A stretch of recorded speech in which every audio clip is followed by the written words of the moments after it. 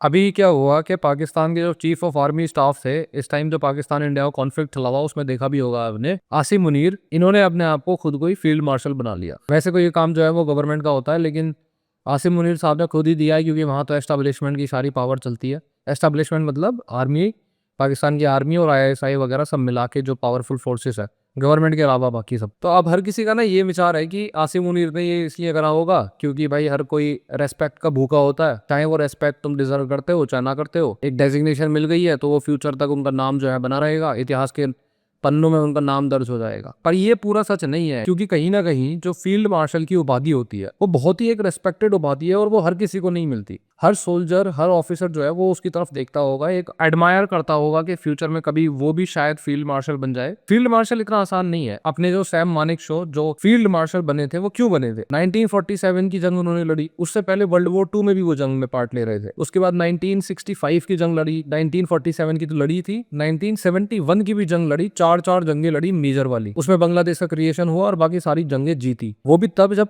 USA का हाथ ऊपर था पाकिस्तान के, और उनके जो फोर्सेस थी या फिर जो उनके इक्विपमेंट्स होते थे ना, वो हमसे ज्यादा मॉडिफाइड होते थे, ज्यादा एडवांस्ड हुआ करते थे उस टाइम पे। ऐसे इंसान को जिसने इतनी सारी जंगें लड़ी हो एक देश के लिए, उसको फील्ड मार्शल की उपाधि मिलती है, हर किसी को नहीं मिलती। आसिम मुनीर साहब जो है ये तो 4 दिन पहले ही आए थे, बने थे चीफ ऑफ आर्मी स्टाफ, और इनको जो है ये उपाधि दे दी गई, जबकि कोई वॉर नहीं हुआ, कोई बड़ा कॉन्फ्लिक्ट नहीं हुआ, कुछ नहीं हुआ। तो ये इन्होंने अपने आप को खुद क्यों दी?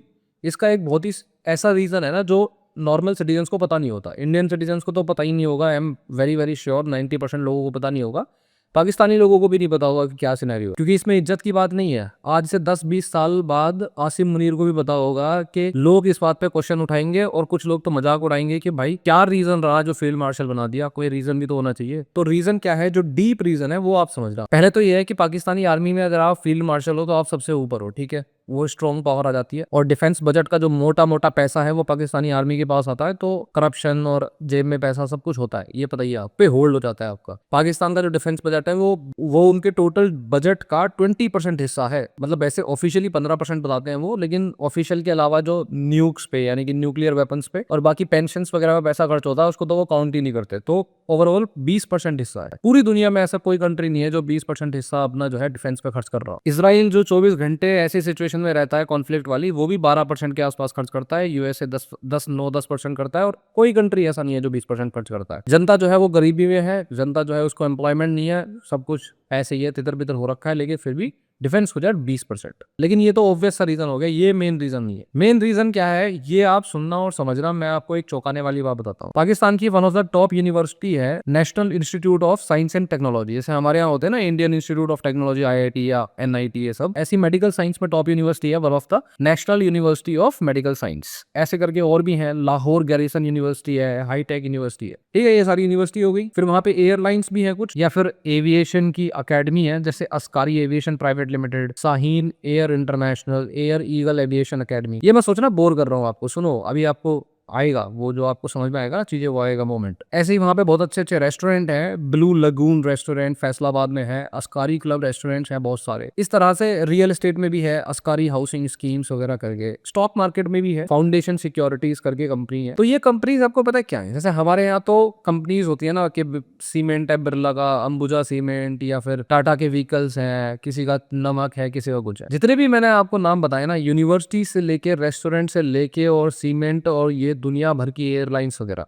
आपको पता है इन्हें होल्ड कौन करता है, इन्हें ओन कौन करता है? पाकिस्तानी मिलिट्री, पाकिस्तानी एयरफोर्स और पाकिस्तानी नेवी। इंडिया में जितनी कंपनीज है ना, इतने सारे बिजनेसमैन है, इतने सारे। कभी आपने ये सोचा कि भाई इंडिया में अंबानी है, अडानी है, और ऐसे करके 10-100 बिजनेसमैन होंगे जो टॉप बिल्कुल क्रीमी लेयर में होंगे? उसके अलावा हजारों की गिनती में 10,000 15,000 बिजनेसमैन और होंगे जो इतने बड़े होंगे कि पाकिस्तान के टॉप बिजनेसमैन को भी वो बीट कर जाएंगे। तो ऐसा कैसे है कि पाकिस्तान में एक भी बिजनेसमैन ऐसा नहीं है, 1 या 10 बिजनेसमैन भी ऐसे नहीं है जो इंडिया के किसी बिजनेसमैन को कम्पीट भी कर सके? क्योंकि वहां की सारी इकोनॉमी, सारा बिजनेस चलाती ही मिलिट्री है। और ये ऐसा कुछ नहीं है कि कोई कॉन्स्पिरेसी थ्योरी है, ये प्रॉपर डॉक्यूमेंटेड चीज है। इसको बोलते हैं 4G फाउंडेशन। 4G फाउंडेशन क्यों बोलते हैं? इन्होंने क्या किया, इन्होंने 4 सेक्टर डिवाइड कर लिए। पहला है 4G फाउंडेशन।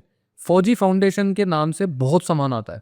फौजी सीमेंट, फौजी मीट, फौजी ऑयल, फौजी नमक, फौजी लहसुन, फौजी साबुन, तेल, तौलिया, सब कुछ फौजी। ये फौजी फाउंडेशन हो गई। इसका कंट्रोल किसके पास है? पाकिस्तानी आर्मी। इसके बाद में आती है पाकिस्तानी एयरफोर्स को भी इन्होंने एक पर्टिकुलर कॉर्पोरेट एम्पायर दे रखा है, उसका नाम है शाहीन इंटरनेशनल। इसके बाद नेवी को भी कुछ चाहिए भाई, ऐसा थोड़ी ना है, बिजनेस बढ़ रहा है तो सब में बढ़ना चाहिए। नेवी के पास है भारिया फाउंडेशन। जो लोग रिटायर हो जाते हैं आर्मी से, एयरफोर्स से, नेवी से, कहीं से भी रिटायर हो जाते हैं और अच्छी पोस्ट पे होते हैं, उनके लिए है अस्कारी फाउंडेशन। अब ये अस्कारी है, असकारी है, प्रोनाउंसिएशन कुछ भी हो, है यही। जो पाकिस्तानी आर्मी का बिजनेस है या पाकिस्तानी एयरफोर्स और नेवी का बिजनेस है, वो तो करंट में जो बैठे हुए पाकिस्तानी ऑफिसर्स हैं वो रन करते हैं उसको।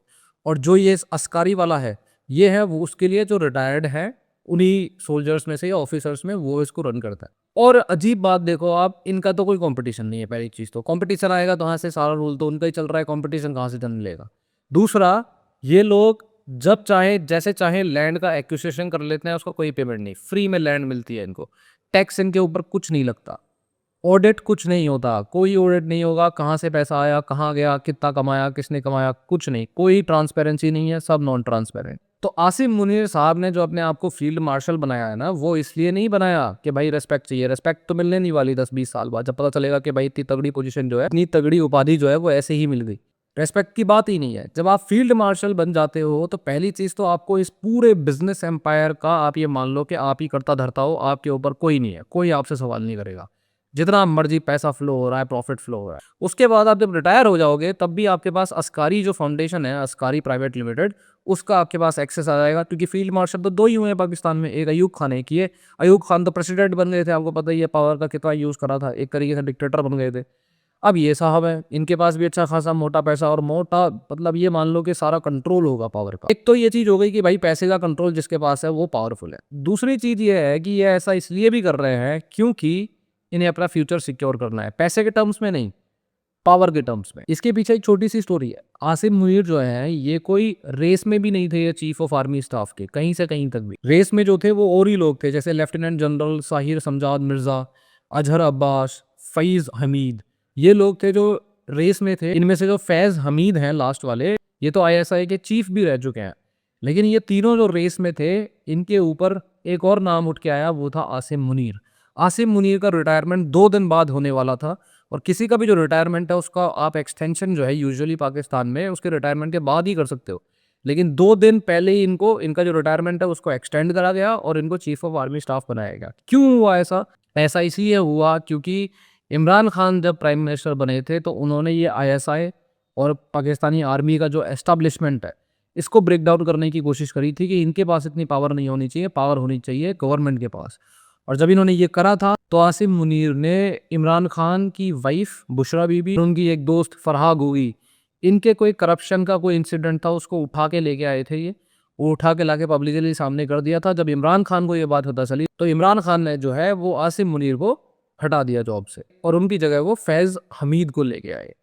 अब जिस टाइम पे इमरान खान का पावर जो है वो इतनी तेजी से बढ़ता जा रहा था, इमरान खान सीधे सीधे एस्टैब्लिशमेंट के सामने आ गए थे कि पाकिस्तान की आर्मी और आईएसआई के जो कुछ लोग हैं जो तख्ता पलट कर देते हैं हर बार, पाकिस्तानी पूरा गवर्नमेंट का तो इतिहास रहा है तख्ता पलट का, वो कैसे गलत यूज करते हैं इस चीज का, वो एस्टैब्लिशमेंट के सीधे सीधे खिलाफ में आ गए। और ये चीज जो है वो पूरे एस्टैब्लिशमेंट को पसंद नहीं आई, क्योंकि भाई ये जो बिजनेस एम्पायर खड़े कर रखे हैं, ये रन कौन कर रहा है? Military, air force, navy. और जो रिटायर्ड है वो क्या है? वो अस्कारी में है। वो चाहेंगे ही नहीं है किसी तरीके से भी ये एस्टैब्लिशमेंट की पावर कंट्रोल खत्म हो। अगर ये पावर खत्म हो गई तो प्राइवेट जो लोग हैं वो पावर में आ जाएंगे, धीरे धीरे प्राइवेट कंपनीज खड़ी हो जाएंगी और इनका तो जो सारा का सारा बिजनेस एम्पायर खड़ा हुआ है सारा का सारा ठप हो जाएगा। तो ये जितनी भी एस्टैब्लिशमेंट की पावर थी, इन्होंने पूरी जोर लगा दिया कि इमरान खान को हटाना है। पीछे से वेस्टर्न कंट्री यूएस का इसमें अच्छा खासा सपोर्ट था और फिर वहां से ये आसिम मुनीर को उठा के लेके आए और आसिम मुनीर को उठा के लाने के बाद में इमरान खान का तख्ता पलट हुआ और वहीं से आसिम मुनीर जो है वो चीफ ऑफ आर्मी स्टाफ बन गए, फिर अब फील्ड मार्शल। अब आसिम मुनीर को भी ये पता है कि भाई इमरान खान के सपोर्ट में कितना वोट पड़ा है पिछले इलेक्शन में, अच्छा खासा वोट पड़ा है और कितने सपोर्टर है इमरान खान के। तो सिचुएशन पाकिस्तान में ऐसी है कि इमरान खान को बाहर तो इन्हें लाना पड़ेगा। अगर नहीं लाएंगे तो पाकिस्तान में सिविल वॉर की कंडीशन हो जाएगी। इमरान खान वापस आएंगे तो मोस्ट प्रोबेबली वो प्राइम मिनिस्टर बनेंगे और प्राइम मिनिस्टर बनेंगे तो फिर आसिम मुनीर को ऐसी पोजीशन पे होना पड़ेगा जहां प्राइम मिनिस्टर भी ना पहुंच सके। वो कौन सी पोजीशन है? Field marshal. रिटायर होने के बाद भी और ना रिटायर हुए भी फील्ड मार्शल एक तरीके से इम्यूनिटी दे देगा कि भाई मेरे खिलाफ ज्यादा कोई खास एक्शन ना हो।